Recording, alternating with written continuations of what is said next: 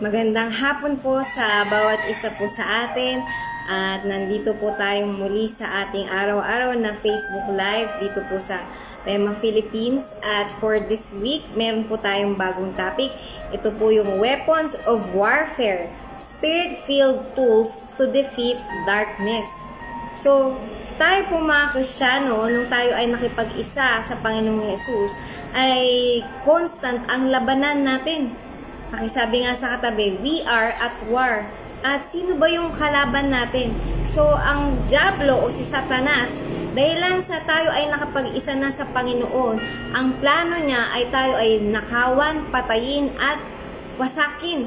So, hindi niya gusto na magkaroon tayo ng payapa at maayos na buhay. So, always meron siyang plano para nakawin yung joy sa atin o para tayo ay hadlangan sa paglakad natin sa pagiging Kristiyano. Kaya nga, bilang tayo na nakipag-isa na sa Panginoong Jesus, ang labanan ay hindi natatapos. Pero sabi nga dito, merong tools na ibinigay ang Diyos sa atin. So, basahin po natin dito sa Ephesians chapter 6. Simulan po natin, basahin ko po sa inyo dito sa verse 10 hanggang 11 sa Amplified Version. In conclusion, be strong in the Lord. Draw your strength from Him and be empowered through your union with Him in the power of His boundless might. Put on the full armor of God, for His precepts are like the splendid armor of heavily armed soldiers, so that you may be able to successfully stand up against all the schemes and the strategies and the deceits of the devil. So sabi nga dito, be strong in the Lord, na yung para tayo po ay makatagal, para malabanan natin ang gawa ng Diablo. Sabi niya yung pakikipag-isa natin, yung union natin sa Panginoong Jesus. At meron siyang boundless might, o ibig sabihin ng boundless, unlimited na kapangyarihan. At ito ay binigay niya sa dahilan sa tayo ay kaisa na niya. At ang kagandahan nito, kahit na ang kaaway marami siyang strategiya o meron siyang plano o meron po siyang atake sa atin, binigyan tayo ng armas ng Diyos para mapaglabanan natin ang gawa ng Diablo. So dito po, tinutukoy sa atin na Pablo na kailangan natin itong mga bagay na ito. Sabi niya sa verse 11, put on the full armor of God. So, yung number 1 na tool na ibinigay sa atin ng Panginoon ay yung buong baluti na ito o yung buong armor na ito. At si Pablo, nung time po na isinulat niya yung Ephesians, nung siya'y nakakulong, alam niyo po, nakikita niya yung mga Roman soldier. At yung mga Roman soldier na yun, every time na makikipaglaban sila, suot-suot nila yun, or kapag nagbabantay sila, na may pinoprotectionan sila, nandun yung buong kasuotan na yun. At yung mga sundalo na to, hindi lang sila sabihin natin, nakasando lang, or kulang-kulang yung gamit nila, kundi kumpletong-kumpleto, mula ulo hanggang talampakan, ay suot-suot nila itong armor na to. At sabi nga, the armor of God, ito yung proteksyon na binigay ng Diyos sa atin, mga Kristiyano, para makapaglaban tayo sa mga Diablo. At kailangan natin itong suotin. Ayan, kasi kung hindi natin ito isusuot, mangyayari lang ito na mawawala sa atin kapag tayo ay lumayo na sa Diyos. Ngayon, ito po, kung tayo po ay sabihin natin lalayo sa Panginoon at sabihin natin patuloy tayong magkakasala, alam niyo po mawawala itong armor na ito. Hindi natin ito magagamit. Naalala ko po nung pag-uwi ko sa bahay, alam niyo po yung pamangkin ko, tinuturuan niya ako mag-boxing. So bago po yun, may sinasabi siya, merong boxing wrap na ilalagay mo dito at kailangan tama yung pagkakalagay mo kasi kung hindi, pwede kang ma-injured kapag masyadong masikip, masyadong maluwag. So, kailangan tama. Tapos, saka mo ilalagay yung gloves. Meron din po yung nilalagay dito sa ulo. At naalala ko, sabi niya noon, nitong nakaraang buwan, nung tinuturuan niya po ako, nung umuwi ako sa amin, sabi niya ganun, may proper standing. Kailangan yung left foot mo ay nandun sa unahan at yung right foot nandun sa likod. So, kumbaga, parang nakaganon yung paa mo. Ngayon, yung tamang pwesto din ng kamay, kailangan kapag yung kaliwa mo, ang pang susuntok mo, kailangan itong kanan mo naman nakaprotekta sa mukha mo. Kasi sabi ng pamangkin ko, kapag sinuntok ka, kailangan meron kang pang-depensa, meron kang shield. So, alam niyo po, na-realize ko, sabi ko, nakakapagod pala ang boxing. Pero kung dun sa larong boxing, ay kailangan, alam mo yung gagawin mo, kailangan meron kang gears, kailangan meron kang mga panlaban, meron kang proteksyon para makipaglaban ka. Ganun din po sa ating mga Kristiyano, kailangan natin itong armor na ito. At under nitong armor na ito, yung pangalawa ay yung truth. Sabi nga po sa Ephesians 6:14, kaya tumindig kayo ng inyong mga baywang ay nabibigkisan ng katotohanan na suot ang baluti ng katuwiran. So yung mga Roman soldier, hindi po sila pwede na magsuot ng mga maluluwag na damit. Kasi wearing such clothes, it's a liability. Maaari po silang matalo. So ang purpose ng belt ay para ma-hold in place yung lahat ng bagay. Kasi kung wala yung belt na yun, alam niyo po, kumbaga, masisira yung diskarte nila, magiging magulo. So, ano ba yung truth na binabanggit po dito? Ito ay tumutukoy sa, alam mo kung sino ba ang Panginoong Jesus. Kilala natin siya. At ano ba ang ginawa ng Panginoong Jesus sa krus ng Kalbaryo? Kasi alam niyo po, kapag ang kaaway, alam niya na madali ka lang niya mauuto. At sabihin natin, tayo bilang Kristiyano, hindi natin alam sino ba si Jesus sa buhay natin. Madali niya tayong madadaya. At kapag ang kaaway, alam niyo po, mahilig siyang manubok, mahilig siyang mang-akusa. At kapag hindi natin alam ang katotohanan ito, matatangay tayo. Amin po ba? At itong truth na ito ay tumutukoy din sa integrity. So, integrity is choosing right. Is choosing doing right. Na kahit may mga nakatingin man o wala, ay pipiliin mo pa rin gawin ang tama. Ano ba ang isang example nito? Like yung simpleng pagbabalik natin ng sukli. O sabihin natin yung hindi ka na nandadaya ng kapwa mo.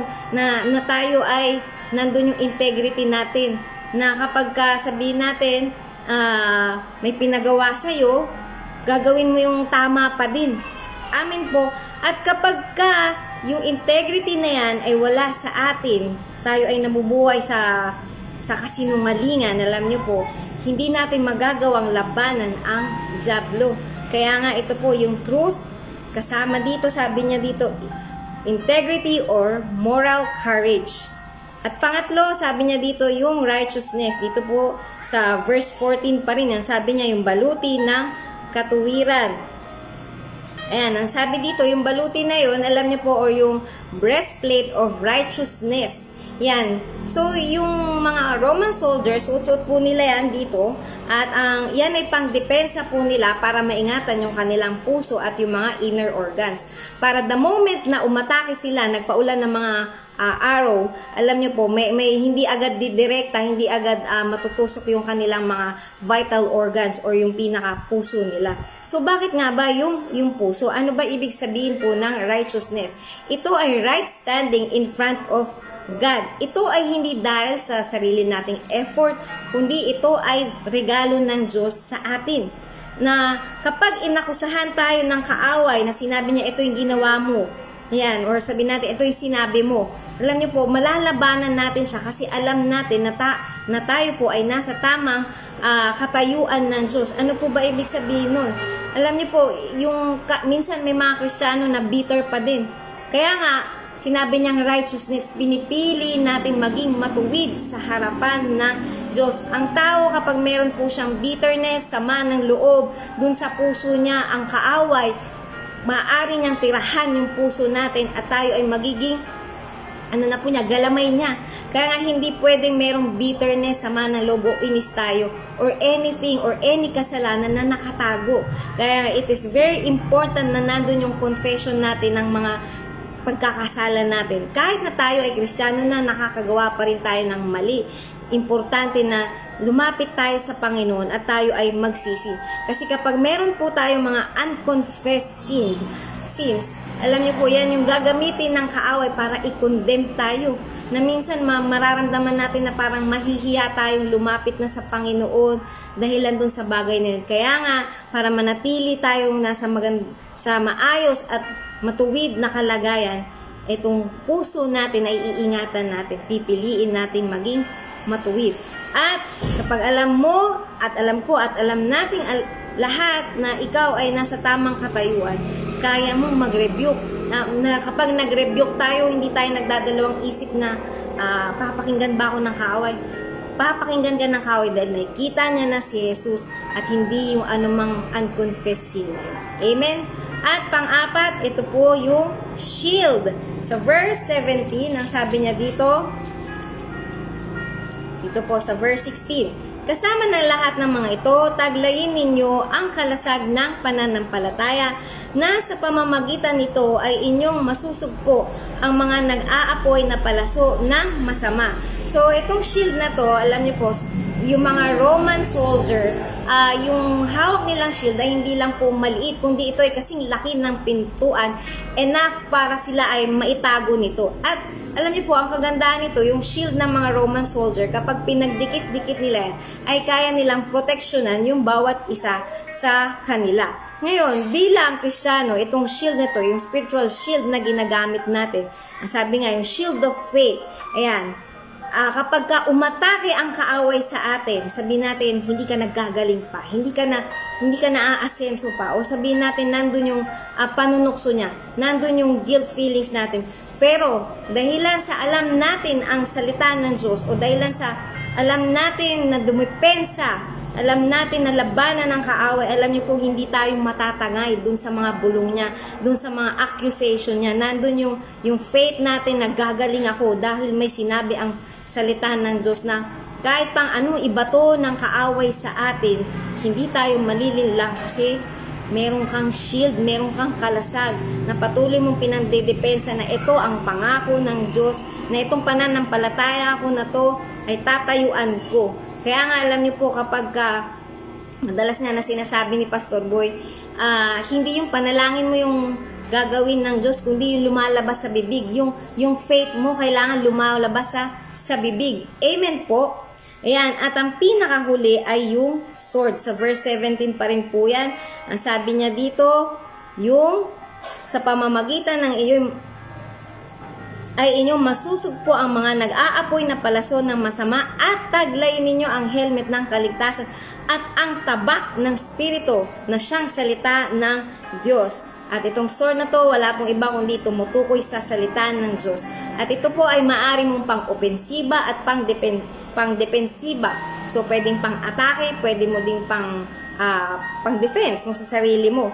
At maalala natin, nung time ng Panginoong Hesus po ay tinukso, ginamit niya ang salita ng Diyos. Kaya nga sa pakikipaglaban din natin, gamit natin yung pananampalataya natin, yung salita ng Diyos, para itong mga bagay na to, yung gawa ng kaaway, na yung righteousness at yung katotohanan, ito yung gamit natin para tayo ay makalaban sa kaaway. So, yan, may kwento po ko sa inyo sandali. Naalala ko po noon, may time na yung alaga ko po, si Chami, syempre po, kasama ko siya sa mission.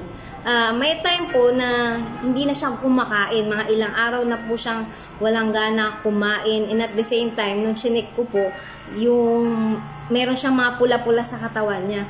So, iniisip ko, paano kaya to, Lord? Kasi wala namang vet dito, malayo man kung meron. At syempre, gagastos ka pa. So, alam niyo po, nandun yung bulong ng kaaway sa'yo na mawawala na yung alaga mo. Na, kumbaga, nandun na yung mga pag-threat niya na mawawala na siya, mamamatay siya, something na ganyan. Pero, alam niyo po, nung time na yun, sabi ko, Lord,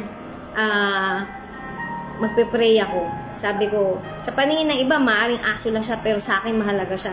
Alam niyo po, ang daming bulong noon, nung time na yun, habang nagpe-pray po ako, pinlay ko po yung kay Benny Hinn, yung crusade niya na yun. At yung anointing na lumalabas na yun, alam niyo po, in-expose ko din doon si Chami. Tapos alam niyo po, nagtatravel akong ganyan.